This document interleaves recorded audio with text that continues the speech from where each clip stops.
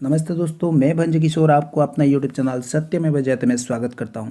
दोस्तों, आज के वीडियो में हम आपको एक विदुषी बहन आचार्य कल्पना जी का वो वीडियो दिखाएंगे जिस वीडियो ने इस्लामिक जगत को हिला कर रख दिया। इस वीडियो ने आचार्य जी ने इस्लाम का वो सच्चाई उधेड़ डाला, मानो उस वीडियो आने के बाद पूरा इस्लामिक जगत स्तब्ध रह गया। और बड़े बड़े इस्लामिक स्कॉलर को अब ये समझ में नहीं आ रहा है कि आचार्य जी का इस वीडियो का कैसे जवाब दे। बड़े बड़े मौलवी मौलाना आचार्य जी का जवाब तक नहीं दे पा रहे हैं, लेकिन वीडियो निकालकर गालियां जरूर दे रहे हैं, क्योंकि इनकी मदरसा छाप शिक्षा ने इनको यही संस्कार दिया है कि जहां किसी को जवाब ना दे सको तो गालियां जरूर दो। आचार्य कल्पना जी का पढ़ाई गुरुकुल से हुआ है। दोस्तों, हमें आपसे यही कहना है कि भारत में अभी गिने चुने कुछ ही गुरुकुल बचे हुए हैं। एक समय था जब भारत में पूरा शिक्षा व्यवस्था गुरुकुलीय शिक्षा व्यवस्था के अनुसार चलता था, लेकिन कुछ षड्यंत्रकारी ने भारतीय गुरुकुल शिक्षा व्यवस्था को ध्वस्त कर मैकॉले शिक्षा व्यवस्था को स्थापित कर दिया। लेकिन आज उन्हीं गिने चुने गुरुकुल से ऐसे ऐसे विद्वान और विदुषी निकल के आ रहे हैं जिन्हें देखकर यह ज्ञान पड़ता है कि अगर भारत में पूरा शिक्षा व्यवस्था गुरुकुल शिक्षा व्यवस्था के अनुसार हो जाए तो भारत कुछ ही दिनों में विश्व गुरु फिर से बन सकता है। तो आइए देखते हैं आचार्य कल्पना जी का वो धमाकेदार वीडियो। हुआ है क्या इसमें पढ़ाया जा रहा है? जिस देश में 3 लाख से ज्यादा मदरसे चल रहे हो, जिस देश में 2 लाख से ज्यादा मस्जिदें विद्यमान हो, उनमें तैयारी क्या हो रही है? दिन रात बोल रहे ला इलाहा इल्लल्लाह, 5 बार बोलते हैं, 5 बार नमाज पढ़ी जाती है और शुरुआत इसी से करते हैं कि कोई नहीं है, ला माने नहीं है कोई भी अल्लाह के जैसा, और मोहम्मदुर रसूलुल्लाह अर्थात मोहम्मद ही उस अल्लाह का रसूल है। इन 2 के अलावा और किसी को हम पूजेंगे नहीं, मानेंगे नहीं। अब ये बता दो, जिस व्यक्ति को 5 बार लगातार यही बताया जा रहा हो, दिन में 5 बार जब बताया जाता हो तो उसकी मेंटलिटी क्या बनेगी? वो सीधे आपके ऊपर तलवार लेकर के खड़ा होगा। और ये तो अजान है, नमाज अलग होती है, ये अजान है। आओ आओ अपनी नींद को छोड़ करके आओ, बैठो यहाँ। उसके बाद एक मौलवी बोलता है, एक मौलवी के इशारे पर सब झुकते हैं, खड़े होते हैं। उसके बाद वो वहाँ पर आयतों का पाठ होता है, और आयतें हम क्या समझते हैं, जैसे हम मंदिर में घंटा बजाए आते हैं वैसे उनकी नमाजें चल रही हैं। बिल्कुल गलत सोच है। वो नमाज इसीलिए पढ़ रहा है कि हमारा विनाश करना है।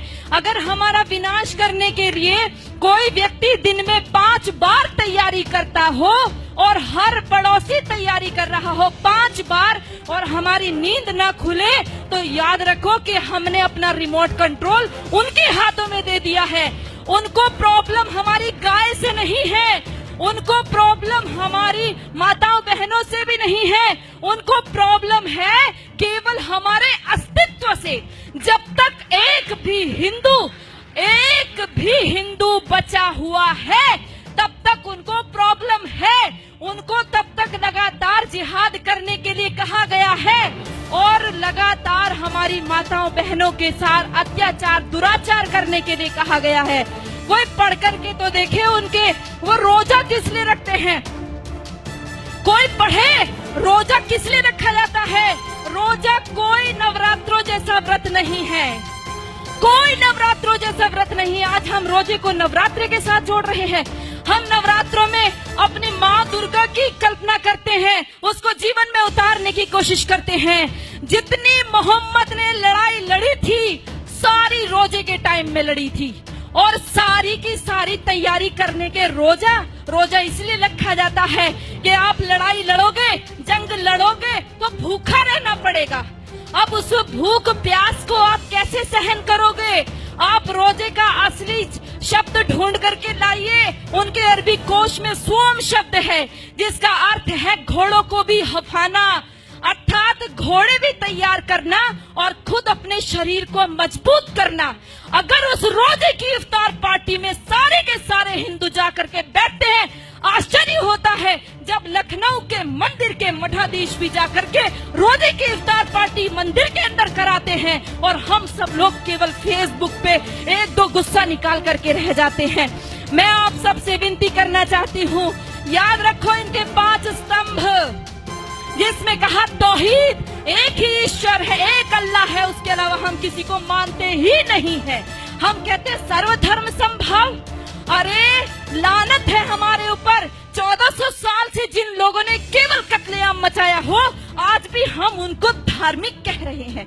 वो अल्लाह के अलावा और किसी को स्वीकार नहीं करेंगे, वो हर स्तर पर करेंगे, वो दाढ़ी रख करके भी करेंगे, वो पैंट शर्ट पहन के करेंगे, वो अरबी बोल करके करेंगे, वो हिंदी बोलेंगे, वो इंग्लिश बोलेंगे। लक्ष्य केवल एक उनका स्पष्ट है, वो है जब तक एक भी काफिर जिंदा है अल्लाह का काम रुकेगा नहीं। और जो लोग कहते हैं, जिन्होंने बोला रघुपति राघव राजा राम पतित पावन सीताराम, और अगली पंक्ति जोड़ दी ईश्वर अल्लाह तेरो नाम, लानत है हमारे ऊपर। हमने कभी पढ़ करके नहीं देखा अल्लाह कहते किसको है।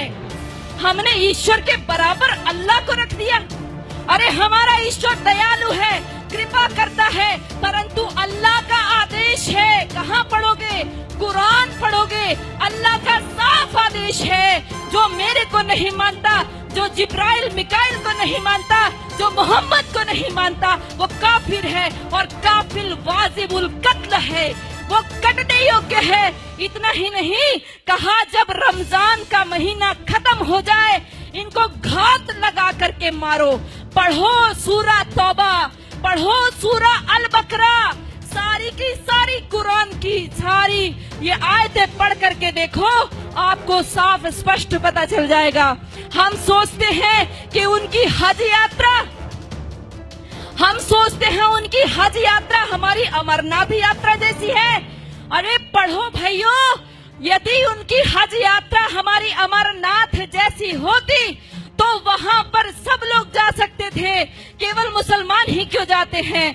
आज उनके ऊपर वो वहां से हमारे भाई पैसा भेजते हैं और वहां से वो अपनी सभ्यता को भेजते हैं। उनको कोई एम्बेसी में राजदूत भेजने की आवश्यकता नहीं है कि भारत में आप हमारे अरबी कल्चर का प्रचार कीजिए। ये सारे पढ़ाए हुए दाढ़ी, ये सारे ऊंचा पजामा और नीचा कुर्ता पहन करके सारे वहां से सीख करके आते हैं और अपने आप यहाँ पर आकर के सिखाते हैं।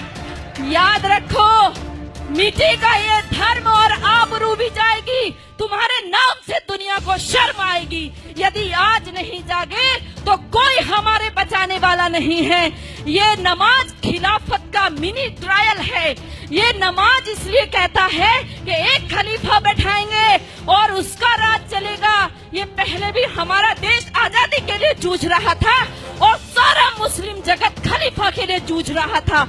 इतिहास पढ़ करके देखो, मालाबार में जो युद्ध हुआ, हमारे लोग जो मारे गए, वहाँ की महिलाओं के साथ, क्योंकि खिलाफत आंदोलन फेल हो गया। टर्की में खलीफा था, उसकी खलीफाई चली गई, खलीफा छोड़ करके इंग्लैंड भाग गया। वहां से इनको गुस्सा आया, आक्रोश हमारे हिंदू माताओं बहनों के ऊपर निकाला। वो जो लेडी रीडिंग को पत्र लिखा था हमारी हिंदू महिलाओं ने, कभी पढ़कर देखो। उन्होंने लिखा हमारी कितनी दुर्दशा हुई है। हमारे सामने हमारे बच्चों को, दूध मुहे बच्चों को भाले की नोक पर उछाल करके ऊपर टांग दिया गया। हमारी बेटियों माताओं के साथ में बलात्कार हुए। एक एक माता का बलात्कार करने के लिए 10-10 जिहादी थे और वो 10-10 जिहादी के बीच में फंसी हुई महिला ये सोच रही थी किसके लिए दुख मनाऊं, अपने बेटे के लिए या मेरे शरीर के लिए, किसके लिए रोएंगे। दर्द को भी दर्द आएगा, वो ऐसी भयंकर स्थिति है। और ये केवल एक आकस्मिक घटनाएं नहीं है, ये सब ऊपर से सिखाया हुआ है। भाइयों, आप सब लोग जो फेसबुक पे इसको रिकॉर्ड कर रहे हैं या अपने मोबाइल में रिकॉर्ड कर रहे हैं, ये मोबाइल में रिकॉर्ड करने की चीज नहीं है, दिल में रिकॉर्ड कीजिए। इसको अपनी बहनों को, माताओं, बेटियों, बच्चों को बताइए। नीति कृष्ण कहता है, नीति का अवलंब ले पहचान शत्रु प्रहार को। कृष्ण का आदेश सुन गुंजा दे गांडीव की टंकार को। ऐ पार्थ चादर तान कर सोता रहेगा कब तलक, तू उठ जरा निज शौर्य का परिचय करा संसार को।